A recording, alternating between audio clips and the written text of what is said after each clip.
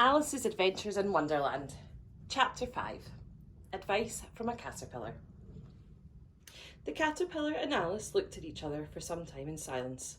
At last the caterpillar took the hookah out of its mouth and addressed her in a languid, sleepy voice. "Who are you?" said the caterpillar. This was not an encouraging opening for a conversation. Alice replied, rather shyly, I hardly know, sir.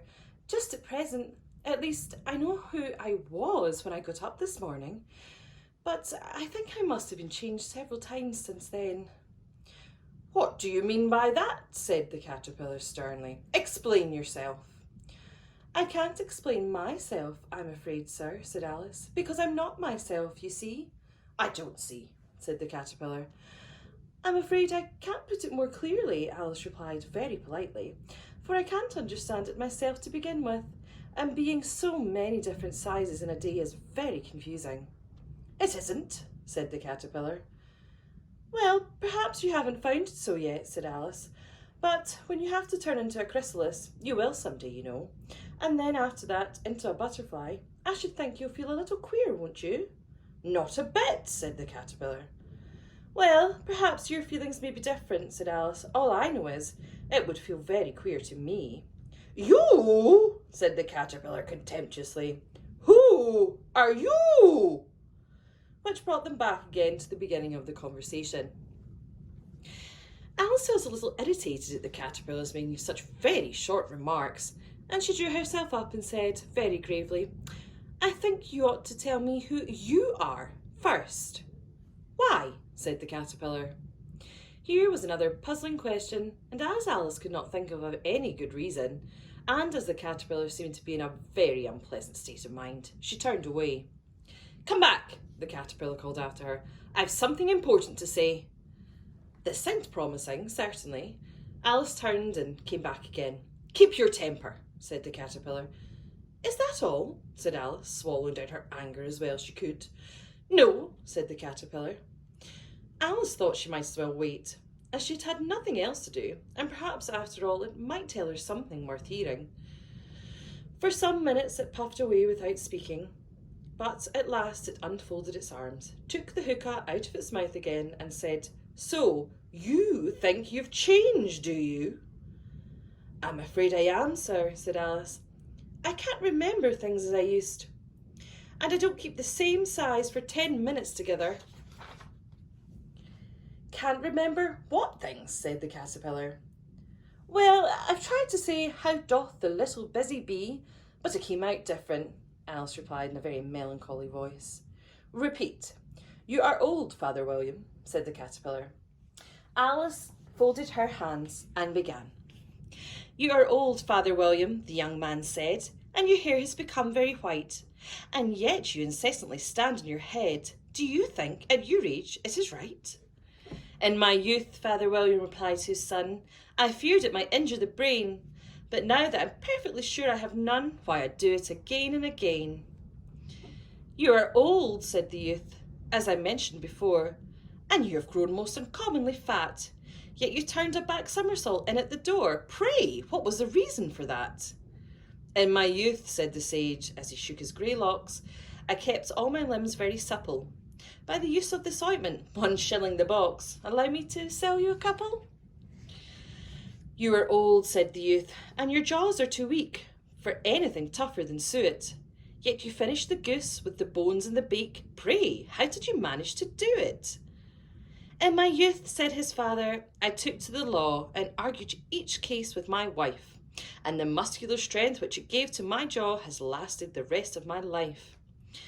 "You are old," said the youth. "One would hardly suppose that your eye was as steady as ever, yet you balanced an eel on the end of your nose. What made you so awfully clever?" "I have answered 3 questions, and that is enough," said his father. "Don't give yourself airs.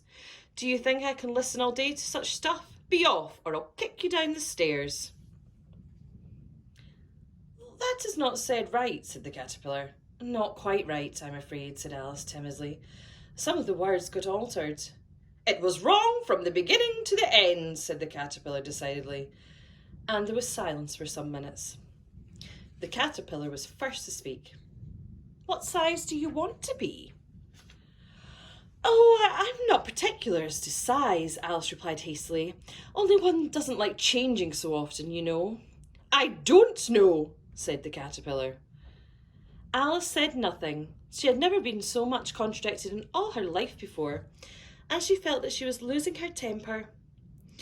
"Are you content now?" said the caterpillar.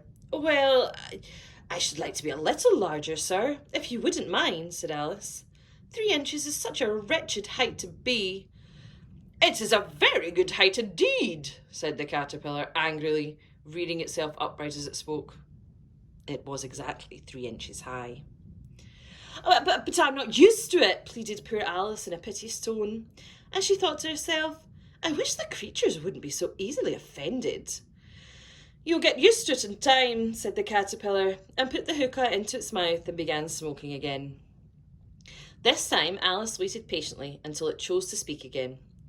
In a minute or two, the caterpillar took the hookah out of its mouth and yawned once or twice, and shook itself. Then it got down off the mushroom and crawled away into the grass, merely remarking as it went, "One side will make you grow taller, and the other side will make you grow shorter." "One side of what? The other side of what?"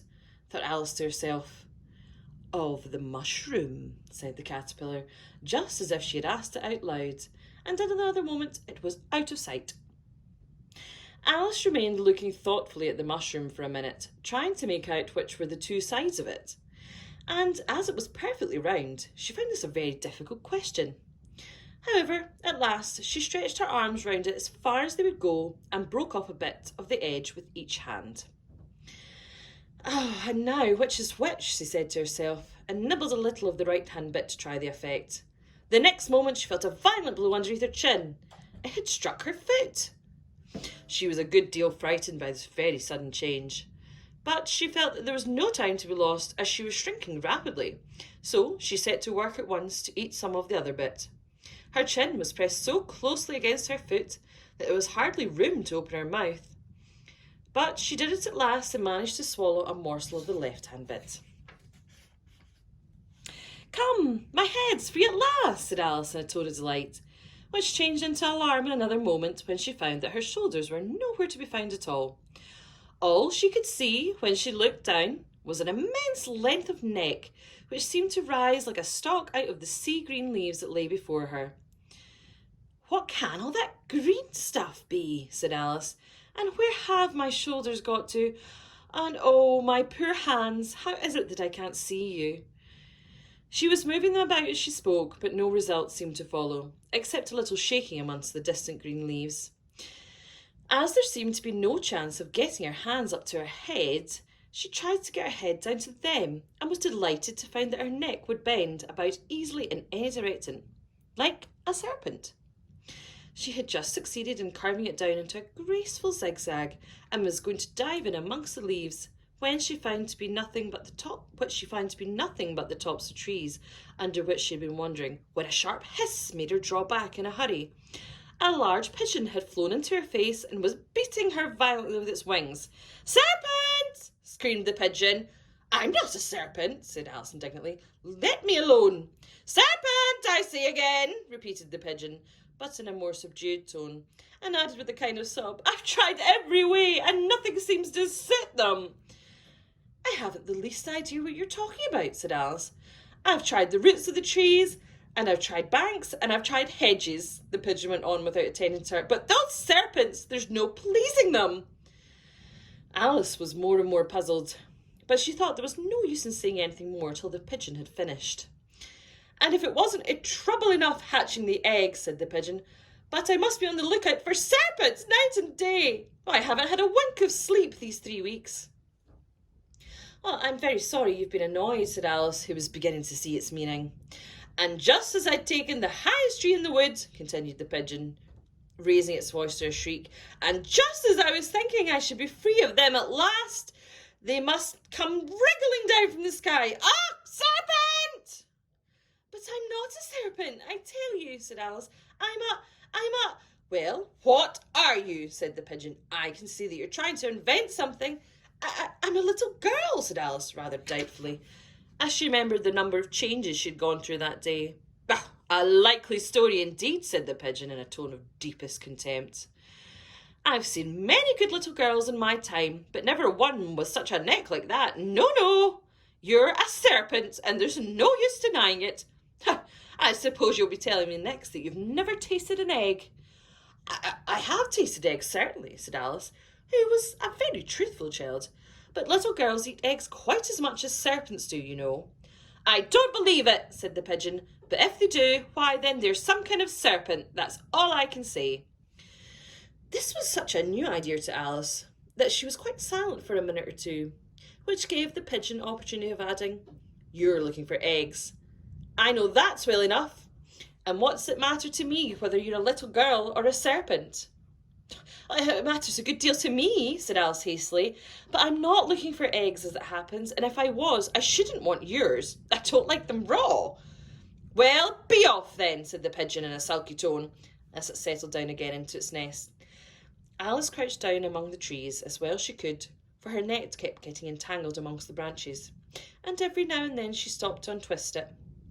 After a while she remembered that she still held the pieces of mushroom in her hands, and she set to work very carefully, nibbling first at one and then at the other, and growing sometimes taller and sometimes shorter, until she had succeeded in bringing herself down to her usual height. It was so long since she spent anything near the right size that it felt quite strange at first, but she got used to it in a few minutes and began talking to herself as usual. Come, there's half my plan done now.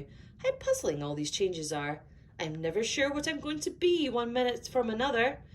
However, I'll go back to my right size. The next thing is to get back to that beautiful garden. How is that to be done, I wonder?